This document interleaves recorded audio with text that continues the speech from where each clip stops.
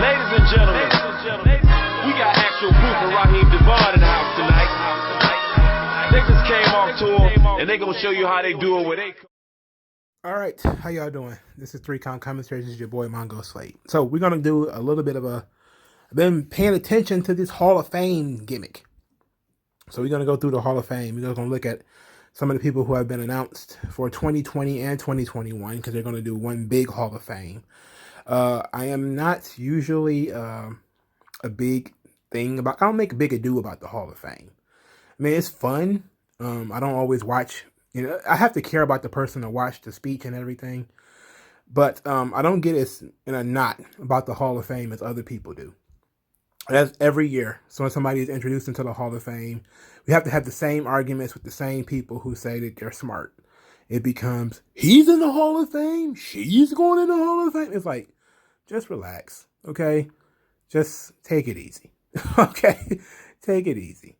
And then it becomes the whole, how did they get in before them? It's like, it doesn't matter when people cross the finish line, as long as they cross it, right? This is more like a Lifetime Achievement Award, not necessarily a Hall of Fame like in sports, because there's no statistics. You know, all the titles are given to people, you know, and in real sports, you can have the statistics and still not be in these Hall of Fames because for some ethical reason you don't get in. And there's still a lot of that stuff going on in legitimate sports too. You know, they don't put in people who bet on games.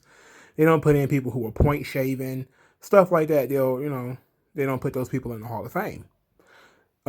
Cheaters, stuff like that. They put asterisks next to their statistics and all that type of stuff.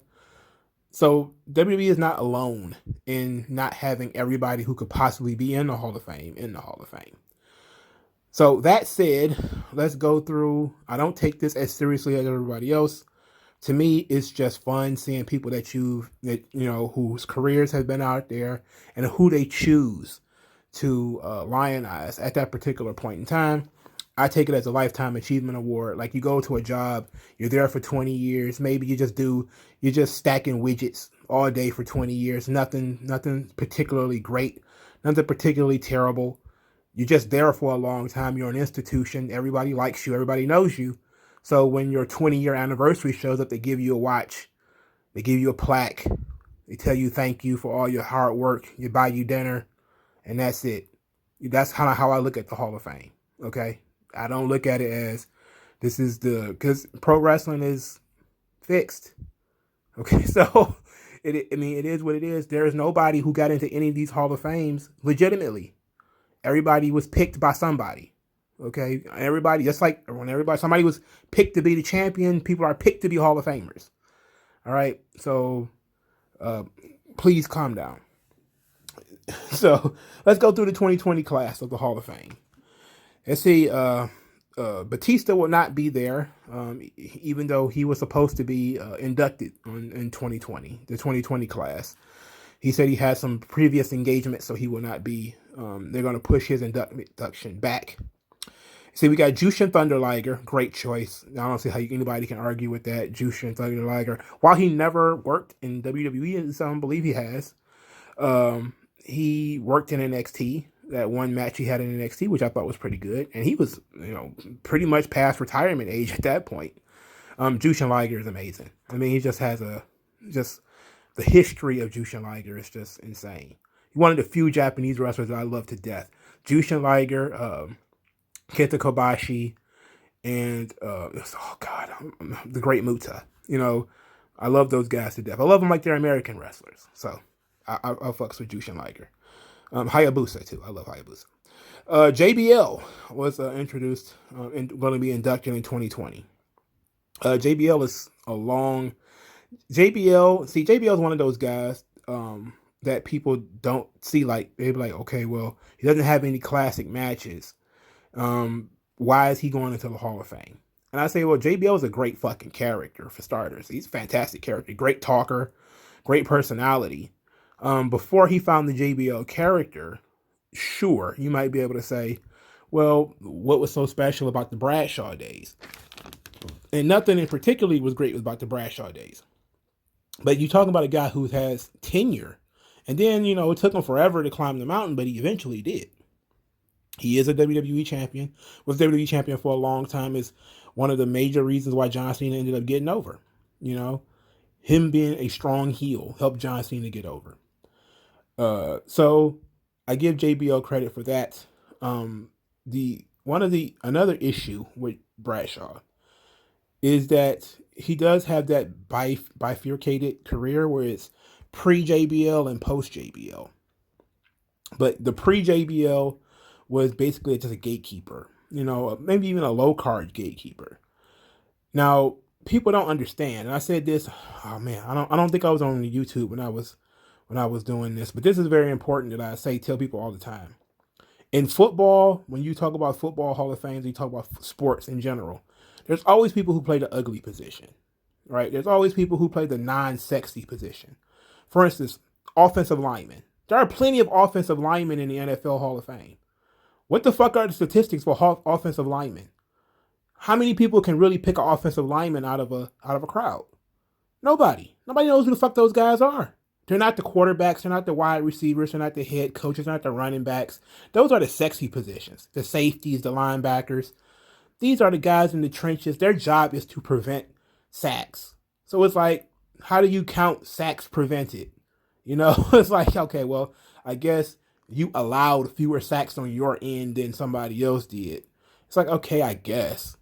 But nobody knows who this guy is. Nobody can vouch for his work rate on the football field, because people are kind of like, oh, okay, well, they say he's a Hall of Famer. Okay, whatever. You have to be like in the granular details of football to even care about an offensive lineman. And there are sometimes offensive linemen who get in the WWE Hall of Fame. Rikishi is one of them. Rikishi is a lifelong, guy who was never the guy. He was, not even really one of the guys. He had a short time there where he was pushed as a top guy, but he's mostly tenure. Just look at how long he was able to stay on the roster, and everybody knew who he was. That's why I call it, a lifetime achievement award, because Rikishi was under contract for years. Sure, he never became world champion, but everybody knows who he is. So it's like, why wouldn't you honor somebody that's been under contract for like 20 fucking years? And eventually they'll probably put the Brooklyn Brawler in the Hall of Fame too. He's been under contract since the 80s, still under contract today. Okay, so that's kind of how I looked at Bradshaw before JBL. And JBL himself, of course, Hall of Fame character. The British Bulldog goes without saying. He absolutely deserves to be in the Hall of Fame. Should have been in there a long time ago. The NWO, Hall, Nash, Hogan, and X-Pac. This is the second induction for all of these guys. Now, I know a lot of people have a problem with the whole NWO or guys going into the Hall of Fame more than once, which is where I get kind of confused about. In WWE, often are putting guys in the Hall of Fame under characters.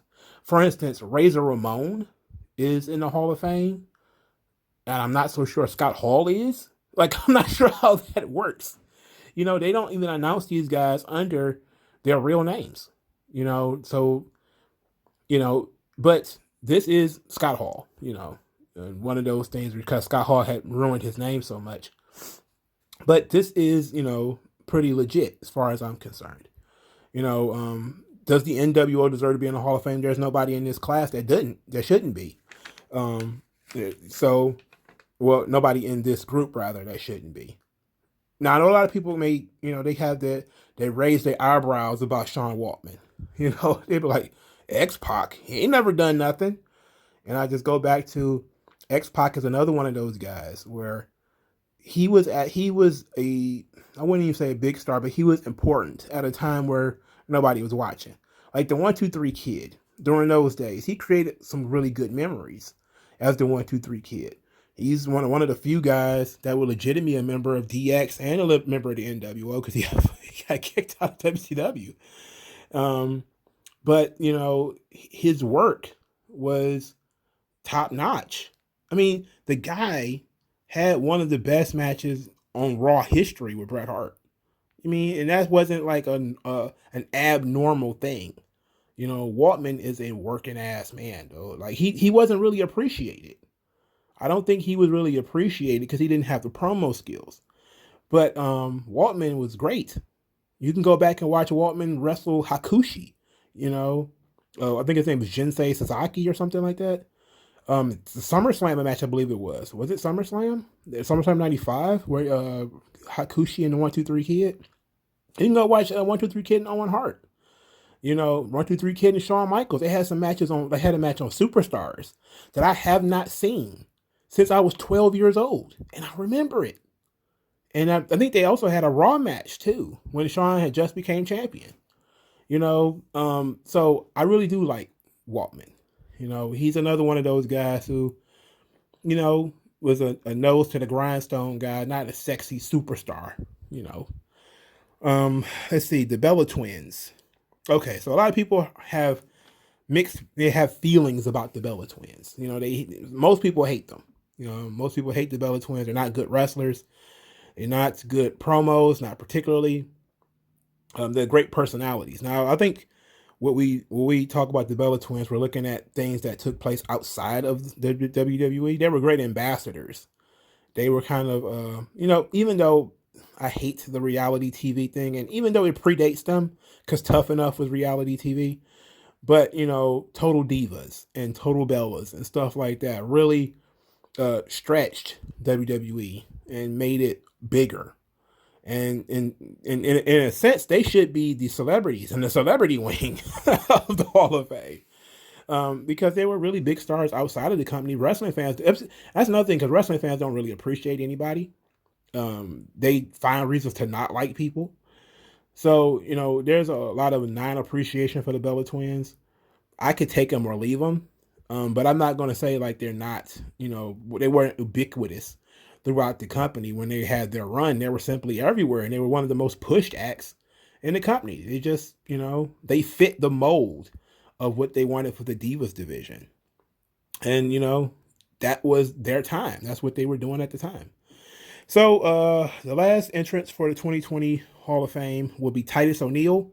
He will be getting the Warrior Award, which is for his philanthropy and all of his social stuff, which is fine. I know a lot of people probably wanted Shad Gaspard, who died saving his son, to get the Warrior Award. I think that would have been better, and I still think Titus may dedicate it to Shad Gaspard because he just seems like that kind of guy. So Titus O'Neil will also be hosting WrestleMania. I didn't talk about that because I don't care. I don't see why WrestleMania has hosts. I just don't see why we have hosts. I don't think we care. Everybody got mad about Hulk Hogan. I'm like, so what? I don't see why we need hosts in the first place. You know, let celebrities do the hosting duties. You know, let the wrestlers do skits and stuff like that. Okay, so now 13 minutes into this video, we're going to start talking about the 2021 Hall of Fame.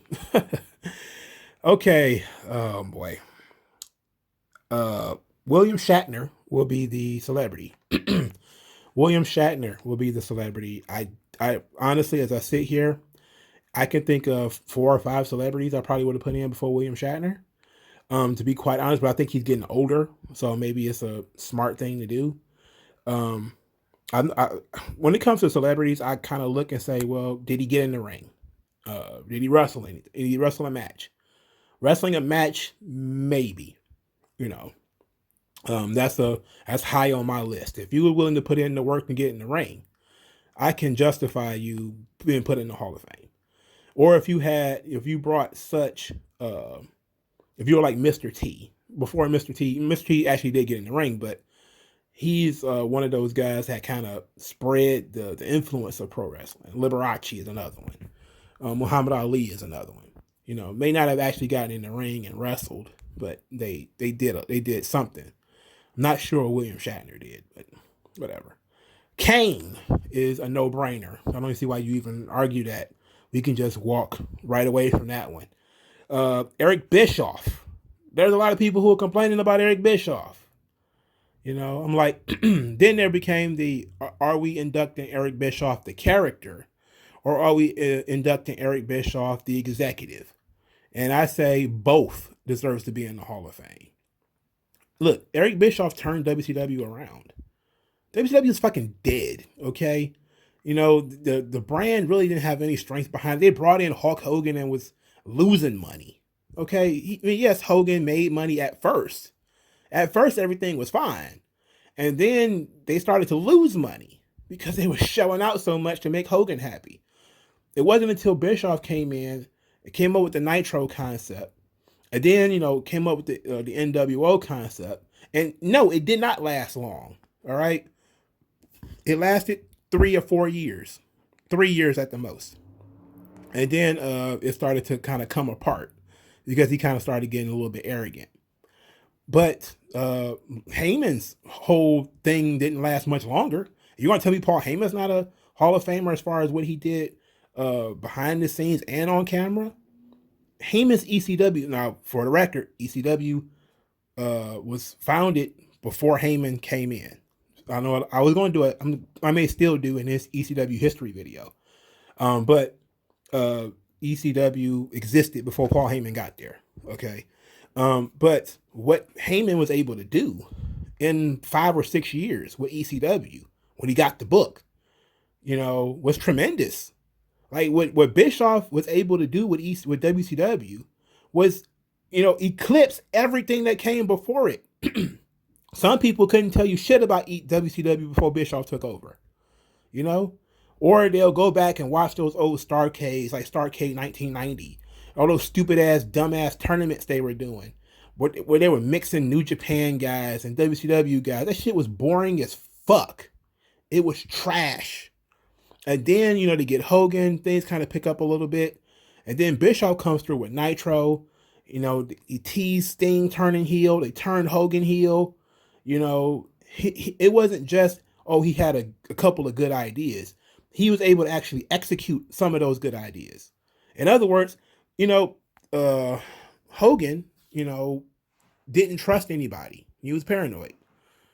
Bischoff had put in the work to actually get Hogan to trust him to do the heel turn, because that took a delicate hand to do. Bischoff is the one who picked Hall and Nash to be the two guys to go with Hogan. Right choice. Hogan by himself could have been a big star as a heel, of course, but the NWO vehicle itself was massive. The creation of the knowledge of putting those three people together. It's not just he came up with the NWO, he came up with Nitro, and that's all he did. It's like, yeah, he also knew to capitalize on built the cruiserweight division. He didn't create cruiserweight wrestling. He built that division on that platform that made it mainstream. Okay, he's the one who pushed that out there. Now, people are like, nobody cares about these flippity-doo luchadors.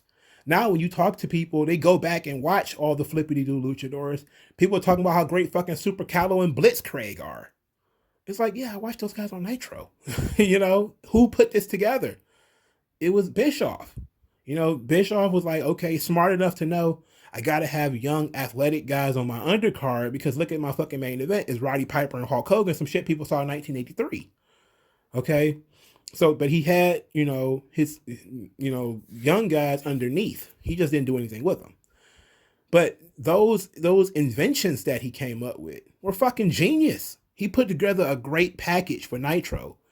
Nitro was still kind of a hard show to watch for most of its, beginnings, because there was still like, ice trains and glaciers and mortises and stuff like that. There were some bad ideas too. And you're always going to have more bad ideas than good ideas. And that's one of the things that I want people to understand is when you talk about Vince being a genius, people say, look, he only had a couple of good ideas. It's like, you only really need one. Like you really only need one thing to hit. When you watch movies, this is a little aside. When you watch movies, listen to music and all that type of stuff, do you know how many times somebody had to do something before they got that one thing that hit?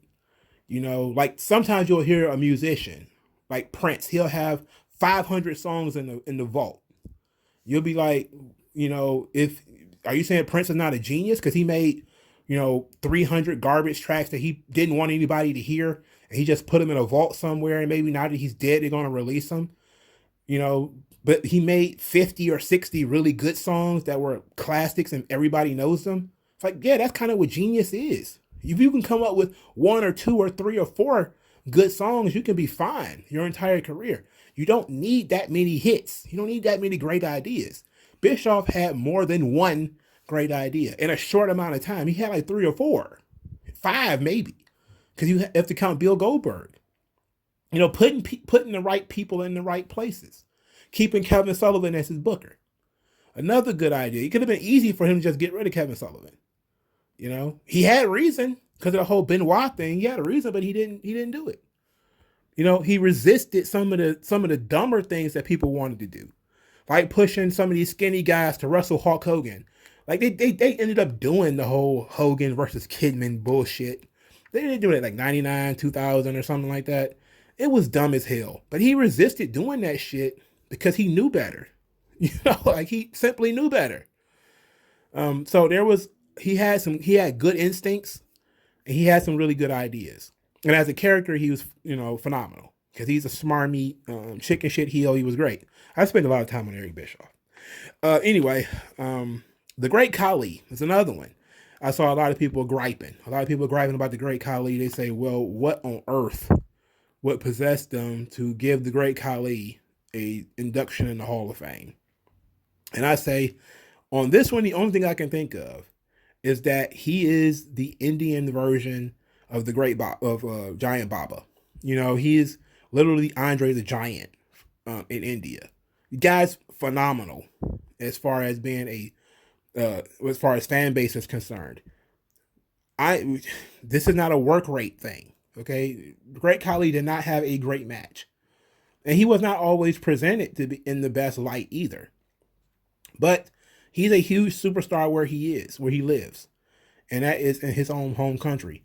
You know, when people say, you know, I said to myself, I remember when people were talking about it, and I was like, you know, imagine somebody saying Ricky Dozan is not a Hall of Famer because I don't know who he is, or, you know, who did he ever beat, or what did he ever do?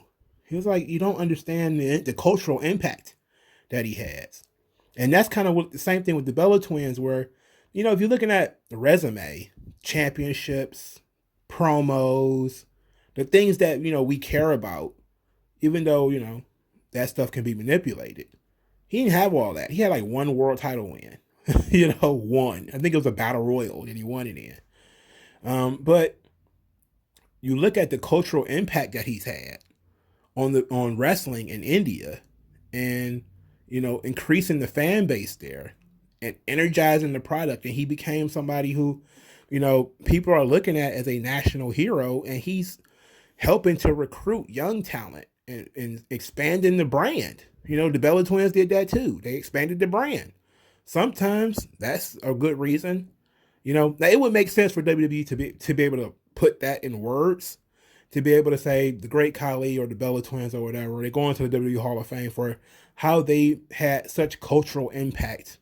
You know, the Bella Twins using their platform with the whole Give Divas a Chance. I know everybody hates that. They don't want to give them no credit for that. They don't want to give Stephanie McMahon no credit for that. It's like, it wouldn't have happened without them, you know. So if they wasn't on board with it, it wouldn't have happened. It happened because they got on board with it, because they helped push it. And, you know, even though India is still a poor country, you know, more wrestling fans, the better. Because just because you're poor today doesn't mean you'll be poor tomorrow. And I've been telling people that for a long time about the Indian market. They say, oh, they can't buy anything. They're all poor farmers. It's like, they'll remember, okay? Just like Mexicans. Mexicans are poor too. Doesn't stop them from loving El Santo, okay?